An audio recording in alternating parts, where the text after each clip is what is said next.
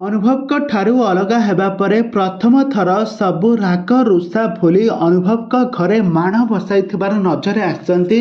କାହିଁକି ନା ଅନୁଭବ ସିନା ବର୍ଷାଙ୍କୁ ଡିଭୋର୍ସ ଦେଇଦେଲେ, ଅନୁଭବଙ୍କ ଘରେ ପ୍ରତ୍ୟେକ ବର୍ଷ ବର୍ଷା ପ୍ରିୟଦର୍ଶିନୀ ଗୁରୁବାର ସେର ମାଣ ବସାନ୍ତି। କିନ୍ତୁ ତାଙ୍କ ସ୍ତ୍ରୀ ଯିଏକି ଜାଗୃତି ଶୁକ୍ଳା, ସେ ଜଣେ ୟୁପି ଝିଅ ହୋଇଥିବାରୁ, ଓଡ଼ିଶା ବାହାର ଝିଅ ହୋଇଥିବାରୁ ସେ କେମିତି ଗୁରୁବାର ସେର ବସାନ୍ତି ଆଦୌ ବି ଜାଣିନାହାନ୍ତି। ଏହି କାରଣ ପାଇଁ ବର୍ଷା ପ୍ରିୟଦର୍ଶିନୀ ଆସି ଅନୁଭବଙ୍କ ଘରେ ଗୁରୁବାର ସେର ବସାଇ ପୁଣି ଥରେ ଚାଲି ଯାଇଛନ୍ତି।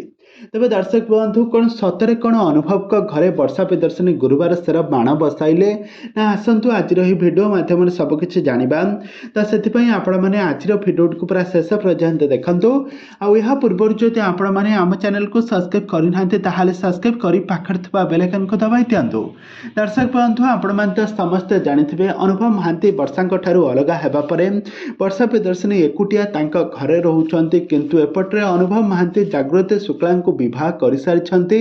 ବିବାହ କରିସାରିବା ପରେ ଜାଗୃତି ଶୁକ୍ଳା ଜଣେ ୟୁପି ଝିଅ ହୋଇଥିବା, ଉତ୍ତରପ୍ରଦେଶର ଝିଅ ହୋଇଥିଲେ ମଧ୍ୟ ସେ ଓଡ଼ିଆ କଲଚରକୁ, ଓଡ଼ିଆ ପରମ୍ପରାକୁ ଆପଣେଇ ନେଇଛନ୍ତି। ଆଉ ନିଜକୁ ଓଡ଼ିଆ ଘରର ବୋହୂ ଭଳି ସଜେଇଛନ୍ତି। ଆଉ ଗୁରୁବାର ସେର ମାଣ ବସାଇଛନ୍ତି ତାଙ୍କ ଘରେ। ଆଉ ତାଙ୍କ ଶାଶୁଙ୍କ ଅନୁମତିରେ କେମିତି କ'ଣ ସବୁ କାମ ହେବ, ଆଉ ନିଜ ହାତରେ ପିଠାପଣା ତିଆରି କରିଛନ୍ତି ଜାଗୃତି ଶୁକ୍ଳା। ଜାଗୃତି ଶୁକ୍ଳା ଏହି ଗୁରୁବାର ସେର ମାଣ ବସାଇ ବହୁତ ଖୁସି ଅଛନ୍ତି।